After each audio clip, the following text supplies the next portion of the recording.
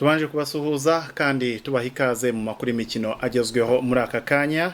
Tuyahera mu gihugu cya Tanzania. Ku munsi w'ejo twababwiye yuko umusore Ali Niyonzima, umukinnyi w'ikipe y'igihugu y'u Rwanda Amavubi, ko yamaze kugurwa n'ikipe ya Azam Sports Club ya hari Dar es Salaam. Bikaba rero byabaye impamo kuri uyu munsi. Ikipe ya Azam ikaba yamaze kumwerekana nk'umukinnyi wayo, aho yasinye kontra y'imyaka 2 akinira iriya kipe ya Azam mu gihugu cya Tanzania. Ali Niyonzima birumvikana akaba agomba kuzafatanya n'ikipe ya Azam kuzayifasha gushakisha igikombe cy'umwaka utaha. Tukiri mu gihugu cya Tanzania, ikipe ya Young Africans nayo ikaba ikomeje kwiyubaka cyane, aho yamaze kugura myugariro w'ikipe ya Coastal Union ya hariya mu mujyi wa Tanga mu gihugu cya Tanzania. Bakaba bamuguze miliyoni 220 zose z'amashiringi. No musore witwa Bakari Mwanyeto. Miliyoni 220 z'amashiringi ku musore wakiniraga ikipe idakomeye, nkakakora amafaranga menshi cyane ku musore mu defense ukina mu bwugarizi mu by'ukuri yaba aguzwe. Byanyibukije cyane uburyo amakipe yo mu Rwanda kenshi usanga akunda kurira, avuga yuko abakinyi bahenda, ugasanga range kenshi yo mu Rwanda usanga ari miliyoni 5, 10, 15, ariko kubona ikipe nka Yanga ishobora kugura umukinyi w'umuroko miliyoni 220 n'amafaranga menshi, kuko nubwo ntazi neza aho ishiringi rivunjwe uko rivunjwe ubu ngubu, ariko nkeka ko zishobora kuba zikabakaba muri miliyoni 100 z'amafaranga y'u Rwanda. N'amafaranga menshi cyane mu by'ukuri kuri uyu myugariro Bakari Mwanyeto washakishwaga n'ikipe ya Simba Sports Club. Twibutsa ko ikipe ya Yanga kandi yamaze no kugura myugariro Munyarwanda Rutanga Eric. Igisigaye nuko azagenda hariye bakamumurika nk'umukinyi mushya. Rutanga Eric yahoze ari kapiteni w'ikipe ya Rayon Sport. Reka tuve mu makuru yo ku mugana Afrika twerekeza ku mugana y'Uburayi. Byari bishyushye cyane kabisa muri iyi weekend. Ikipe ya Arsenal ikaba yaraye yegukanye igikombe cyayo cya 14 cya FA Cup kabisa. Arsenal ntabwo yabuze byose, isa nkaho iki gikombe ari cyayo. Abantu ntibashaka rwose bazakitirire Arsenal, kuko niyo kipe imaze kucyegukana inshuro nyinshi, ubwo yatsindaga ikipe ya Chelsea ibitego 2-0. Ikipe ya Chelsea niyo yafunguye amazamu ku gitego cy'umunyamerika Christian Pulisic cyo ku minota 5, ariko Arsenal iza kucyishyura kuri penalty nziza cyane yatewe na Pierre-Emerick Aubameyang. Pierre-Emerick Aubameyang yaje no gutsinda n'ikindi gitego cyiza cyane ku minota 67. Arsenal irangiza itsinze ibitego 2-1. Ikipe ya Chelsea yaje kuvunikisha abakinyi babiri, harimo Christian Pulisic wavunitse hakiri kare cyane mu gice cya mbere, kimwe na Cesar Azpilicueta. Mu gihe kandi Mateo Kovacic yaje no guhabwa ikarita y'umutuku. Ubona ko Chelsea mu by'ukuri ntago uyu mukino wigeze uyihira. Ikipe ya Arsenal ikaba birumvikana umutoza Mikel Arteta akaba atwaye igikombe cye cya mbere mu ikipe ya The Gunners. Mikel Arteta akaba akoze amateka yo kuba ari we mukinyi hariya mu gihugu cy'Ubwongereza ushoboye gutwara igikombe cya FA Cup ari umutoza, akaba kandi aranagitwaye ari umukinyi. Iyo ni record, kuko yatwaye FA Cup akinira ikipe ya Arsenal, akaba anatwaye FA Cup ari umutoza w'ikipe ya Arsenal. Urumva ko ni record nziza cyane akoze uyu mugabo Mikel Arteta. Mikel Arteta kandi nago ariko gashya konyine akoze, akaba abaye umutoza wa mbere, akaba abaye umutoza wa mbere muri shampiyona y'Abongereza ushoboye gutwara igikombe cya FA Cup muri sezo ye ya mbere. Kuko mu batoza bakomeye dusanzwe tuzi nta numwe wabikoze. Yaba Pep Guardiola muri sezo ye ya mbere nta gikombe yigeze atwara, akiza mu ikipe ya Manchester City. Jurgen Klopp aza mu ikipe ya Liverpool sezo ye ya mbere nta gikombe yigeze atwara. Frank Lampard birumvikana yatsindiwe kuri finali niyo sezo ya mbere mu ikipe ya Chelsea. Ole Gunnar Solskjaer w'ikipe ya Manchester United nawe sezo ya mbere ntacyo yatwaye, na n'ubu nta n'icyo aratwara. Jose Mourinho sezo ya mbere mu ikipe ya Tottenham Hotspur nawe nta gikombe yatwaye. Arteta urumva yuko mu by'ukuri ni ikintu cyiza cyane akoze. Ikindi kandi kuri mutoza Arteta twavuga yuko muri aya mezi 8 atojemo ikipe ya Arsenal akozemo ibintu byinshi cyane. Akaba arashoboye gutsinda abatoza bakomeye muri aya mezi 8. Yatsinze Pep Guardiola wa Manchester City, yatsinze Jurgen Klopp w'ikipe ya Liverpool, akaba yaratsinze Carlo Ancelotti w'ikipe ya Everton, akaba kandi yarashoboye no gutsinda Ole Gunnar Solskjaer w'ikipe ya Manchester United. Tutibagiwe no gutsinda Corona, kuko muri aya mezi 8 uretse gutsinda abatoza bose akaba yaranatsinze virusi ya Corona, kuko uyu mutoza wanafashwe n'iriya virusi ya Corona aza kuyikira, akaba anashoboye no gutwara igikombe cya FA Cup. Urumva ko ari ibintu byiza cyane umutoza Arteta ashobora kuvuga amezi 8 atoroshye ariko agiriyemo ibihe byiza. Tukivuga kandi kuri mutoza, akaba yamaze gutangaza ko kuri rutayizamu we Pierre-Emerick Aubameyang yuko afite icyizere yuko agomba kongera amasezerano, cyane cyane ko azamwubakiraho. Ati he knows what I think about him. Ati arabizi neza cyane ibyo mutekerezaho. Ati I wanna build the squad around him. Ati ndashaka kubaka ikipe nyimwubakiyeho. Ati I think he wants to stay and it's just about getting the deal done. Ati ndatekereza yuko ashaka kuguma mu ikipe yacu, igisigaye no kugira ngo gusa twicare hasi ubundi turangize iyi deal cyangwa se dusinye amasezerano.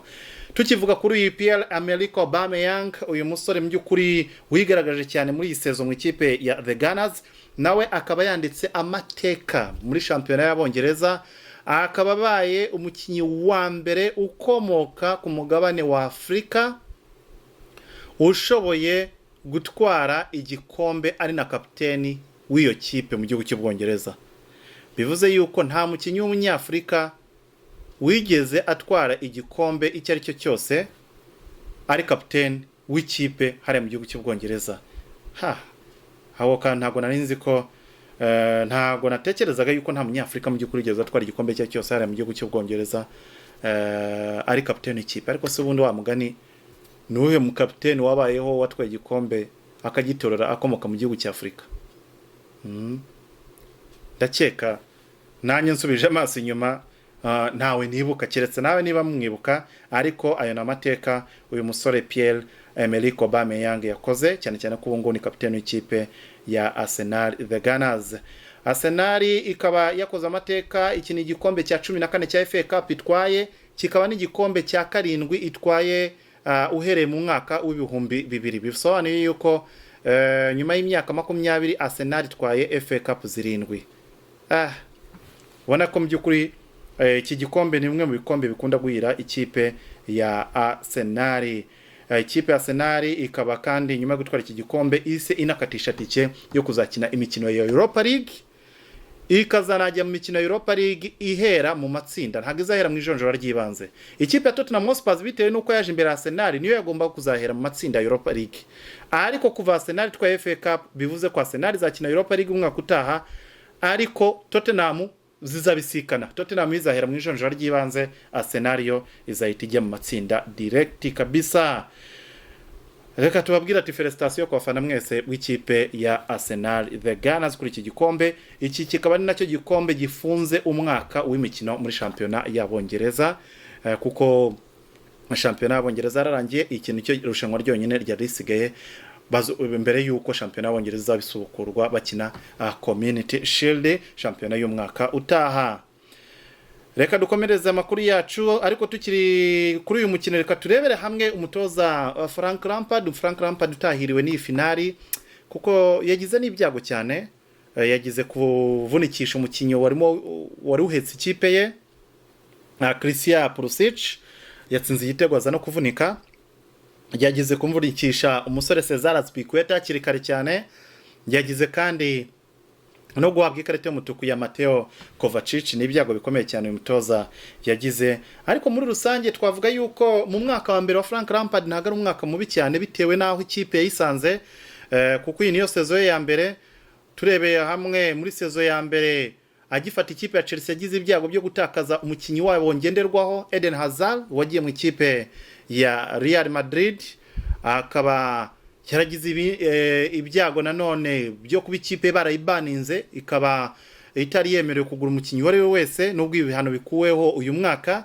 Urumva ko Chelsea yamaze umwaka wose nta mukinnyi guze, urumva gutakaza umukinnyi wangenderwaho bagahita baguhagarika kugura abandi bakinnyi ni ikibazo gikomeye. Byabaye ngombwa yuko Frank Lampard yiyambaza abakinnyi bakiri batoya abakuye mu ikipe ya kabiri, ikipe ya Chelsea ari nabo yakoresheje nyuma y'ibyo bibazo byose, ariko ntibyamubujije kwitwara neza atsinda amakipe nka za Leicester City, Manchester City na Tottenham. Akaba yarashoboye gufasha Chelsea kuza amakipe ane azakina Champions League kuko yarangije ku mwanya wa 4. Akaba kandi agejeje ikipe ya Chelsea kuri finale ya FA Cup nubwo yatsinzwe. Akaba kandi akina imikino ya Champions League aho azahura n'ikipe ya Bayern Munich mu mikino ya 1/8 kirangiza. Gusa ariko Lampard kugeza kuri ubu no gusengerwa cyane kuko habura iminsi 6 ndakeka akina n'ikipe ya Bayern Munich. Akaba yagize ibibazo by'imvune by'abasore Christian Pulisic hamwe na Cesar Azpilicueta. Nukureba niba bazakira vuba mbere yuko bahura n'ikipe ya Bayern Munich isa nkaho yo yibereye mu karuhuko mu by'ukuri yitegura imikino ya Champions League igomba gutangira icyumweru itaha. Reka tuve mu ikipe ya Chelsea dukomereza mu gihugu cy'Ubutaliyani. Mu gihugu cy'Ubutaliyani shampiyona yabo ikabasojwe mu kanya, ikaba nayo yasojwe ku munsi w'ejo. Ikipe ya Juventus itwara igikombe yari imikino itoroshye na gato irangira kuko umwanya wa kabiri wari ishiraniro. Ikabisojwe rero ikipe ya Juventus itwaye igikombe. Uko byagenze mu mikino yo ku munsi w'ejo yabaye imikino yo ku munsi w'ejo yabaye ikipe ya Napoli ikaba yafashe Lazio Roma itsinda ibitego 3-1.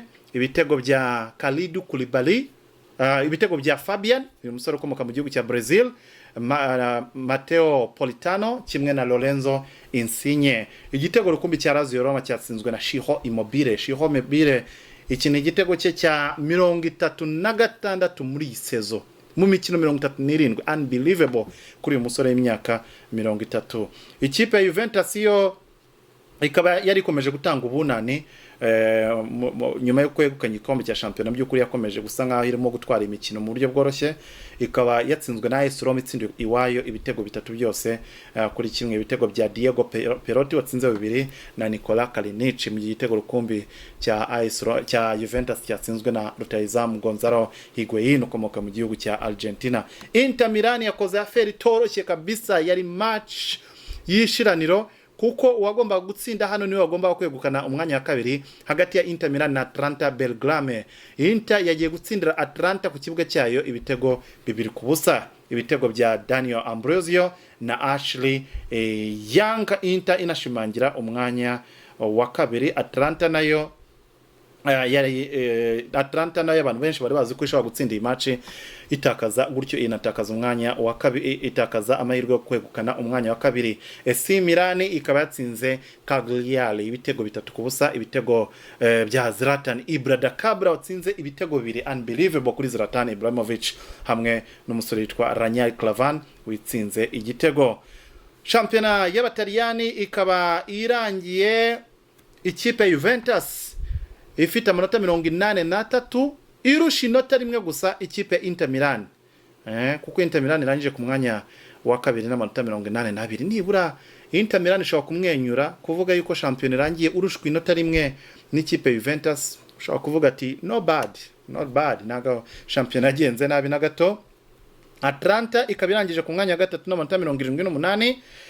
Ikipe ya Atalanta ikaba aya manota 78 niyo manota menshi yaba yaragize mu mateka yayo muri shampiyona ya Serie A. Manota 78 yawana kabisa. Atalanta yakoze akazi katoroshye inasoza ku mwanya wa gatatu. Lazio Roma nayo ikaba yarasoje ku mwanya wa kane n'amanota 70 nayo n'8 inganya na Atalanta, ariko Atalanta yarizigamye ibitego 50. Lazio Roma ikaba yizigamye ibitego 37.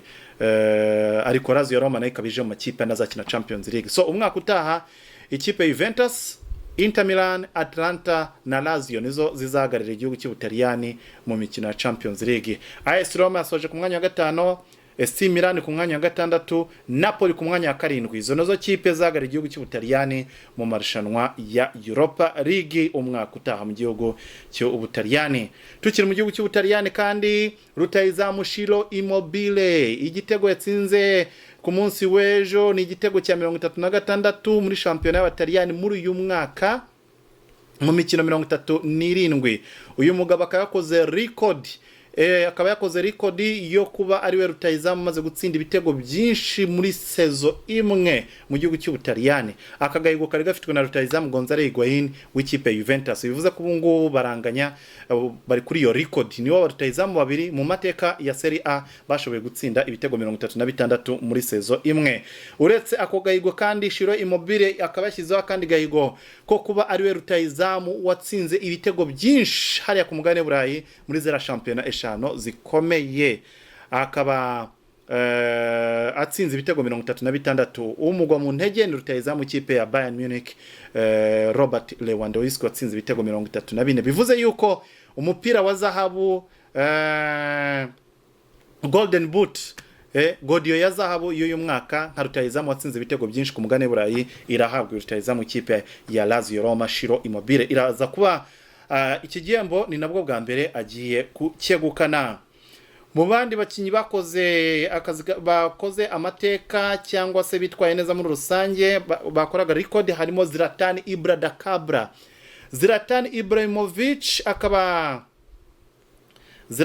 Ibrahimovic akaba akoze amateka yo kuba abaye umukinyi wa mbere mu gihugu cy'Ubutaliyani ushoboye gutsinda ibitego birenga 10 muri sezo imwe ku myaka 38.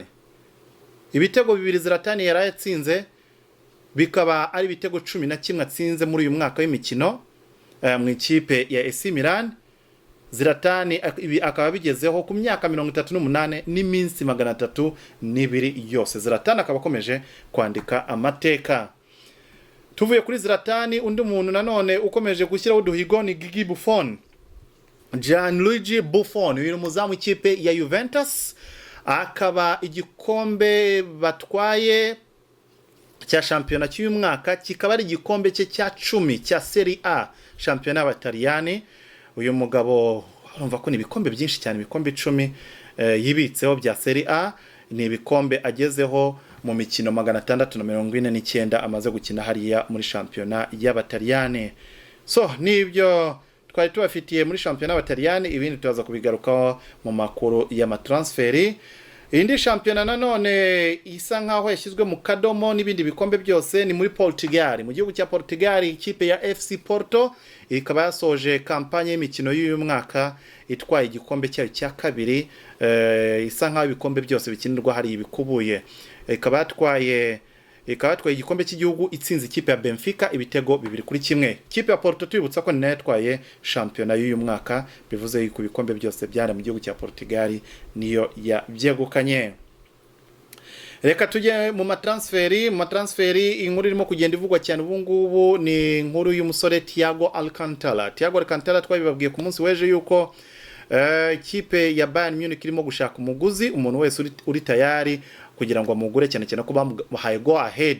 Yabasabye yuko yajya kugerageza n'ahandi akareba uko biba bimeze. Ikipe ya Bayern Munich iramubwira ati nubona ugutwara uzatubwire. Ikipe ya Liverpool niyo isaga nkaho iri muri deal yonyine, ariko ubihiyongere mu ikipe ya Paris Saint-Germain yaje indasereye cyane na miliyoni 27 z'ipaundi yateretse ku meza. Reka dutegereze tuzarebe ni iyihe kipe iza kwegukana uyu musore imyaka 29 ukomoka mu gihugu cya Espanya. Ronaldinho Gaucho mwana mukunze cyane. Dinho yaramaze iminsi yibereye muri mabusu kabisa, bakaba bamaze kumurekura hariya mu gihugu cya Paraguay. Ronaldinho akaba yarafunzwe ku itariki 5 z'ukwezi kwa gatatu. Kuva icyo gihe cyose rwose Dinho akaba nta muntu waruzi aho aherereye. Ronaldinho yafunzwe azira kwinjira mu gihugu cya Paraguay ni na pasiporo z'impimbano. Akaba yarafungwa na mukuru we akaba yarafungwanye na mukuru we Roberto de Assis Moreira, uyu nguyu akaba ari nawe agent we cyangwa se manager we. Bose rero binjiye mu gihugu cya Paraguay bafite passport z'impimbano. Ukaba kwibaza Ronaldinho ni gute wakwinjira mu gihugu cya Paraguay na passport y'impimbano? Ninde utazi Ronaldinho? Nicyo kibazo nakwibaza, ninde utazi Ronaldinho ku buryo ushobora kuza ukerekana passport yo mu Rwanda abantu bose babizi neza yuko utari umunyarwanda. Urya ari umuntu wabeshya n'utabeshya. So Ronaldinho yakoze herere rero yinjira mu gihugu cya Paraguay yerekana passport yo muri Paraguay, aramubaza ati wayikuye he? Buri kintu na kimwe yiregura. We na mukuru we bahise babafunze iminsi 32,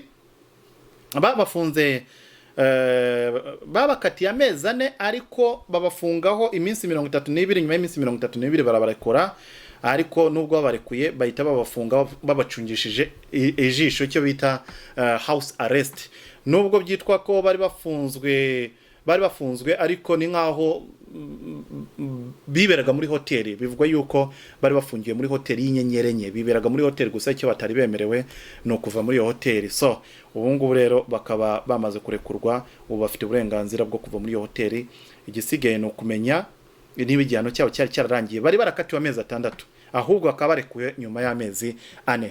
Ese ntago baza kongera kubakurikirana, cyane ko igihano cyabo cyari gisigaje amezi 2. Tuza kubireba. Gusa inkuru nziza no Ronaldinho yashoboye gufungurwa hamwe na brother we Roberto de Assis Moreira. Mu ikipe ya Barcelona bakaba nibura bashobora kumwenyuramo nyuma yuko mu myitozo yabo hagarutse Antoine Griezmann na Ousmane Dembele. Iyi ni boost ikomeye cyane ku ikipe ya FC Barcelona irimo kwitegura imikino ya Champions League. Ousmane Dembele yarukaga gukinira ikipe ya Barcelona umwaka ushize mu kwezi kwa 11, mu gihe Antoine Griezmann hafi iyi mikino yose isoza shampiyona ntago yigeze ayigaragaramo, ariko batangiye imyitozo kandi barimo barayikora neza. Ubwo igisigaye no kuzareba ni umutoza azabakoresha mu mikino ya Champions League. Ikipe ya AC Milan ikaba ikomeje ibiganiro na myugariro ikipe ya Tottenham Hotspur, Serge Aurier. Uyu nguyu ni umusore ukomoka mu gihugu cya Cote d'Ivoire. Bikaba bivugwa yuko ikipe ya AC Milan ishaka kumugura ikamwongera mu bakinyi izabikoresha umwaka utaha, nkuko Fabrice Rom irimo kugenda ibitangaza. Mu makuru ya boxing muri heavyweight kabisa, muri babandi bakubitana imipfunsi biremereye, Tyson Fury muramuzi cyane. Uyu nguyu no Mwongereza, ukaba ari Mwongereza, akaba ubu ngubu ari uyoboye abandi boss, niwe number 1 ku isi mu mukino wa boxe nkuko byashyizwe ahagaragara na The Ring Magazine. Ring Magazine ingiyi niyo magazine ishyira ikora intonde z'uburyo aba boxer baba bakurikirana ku isi. Tyson Fury ibingibi akaba abigezeho nyuma yo gutsinda Bronze Bomber Wilder umwaka ushize. Bikaba ari byo bimuhesheje amanota menshi cyane yo kuza ku mwanya wa mbere, aho yahigitse umwongereza mwene wabo Anthony Joshua waje ku mwanya wa 2. Anthony Joshua watsinzwe na Ruiz, bisa nkaho ari byo bintu bisa nkaho byamugabanyirije amanota mu by'ukuri, akaba yaje ku mwanya wa 2. Mu gihe ku mwanya wa 3 haje umunyamerika Dylan White, niwe waje ku mwanya wa 3. Deontay Wilder akakurikiraho ku mwanya wa 4. So uko nuko rutonde rukurikirana muri rusange mu bakinyi biteramakofi muri heavyweight 10 ba mbere. Uza ku mwanya wa mbere akaba ari Tyson Fury akomoka mu gihugu cy'Ubwongereza. Ku mwanya wa 2 ni Anthony Joshua, nawe ni Umwongereza. Ku mwanya wa 3 hakaza Dylan White, nawe akaba akomoka mu Bwongereza. Abongereza 3 nibo bayoboye muri heavyweight. Bwana, bigaragara yuko mu by'ukuri amateka akasa nkaho yahindutse, kuko ubusanzwe muri heavyweight wari umukino umenyerewe ku banyamerika cyane mu gihe cyaba Mike Tyson, ba Muhammad Ali n'abandi batandukanye, ariko ba Evander Holyfield. Ariko urabona ko muri iyi myaka mu by'ukuri abongereza basa nkaho aribo bayoboye muri heavyweight kabisa mu mukino witera makofi. Ku mwanya wa 4 niho haza umunyamerika Deontay Wilder, uyu nguyu Bronze Bomber. Mu gihe ku mwanya wa 5 hari umunyacuba Luis Ortiz. ku mwanya wa gatandatu turasanga umurusiya Alexander Povetkin, ku mwanya wa karindwi hari Joseph Parker umunya New Zealand, ku mwanya wa munane ni Mike Hunter uyu ni umunyamerika. Oscar Rivas umunya Colombia ku mwanya wa 9 na Kubrat Pulev ari ku mwanya wa 10. uyu nguyu akomoka mu gihugu cya Bulgaria. uyu Kubrat Pulev ni nawe uzanarwana na Anthony Joshua mu kwezi kwa 12.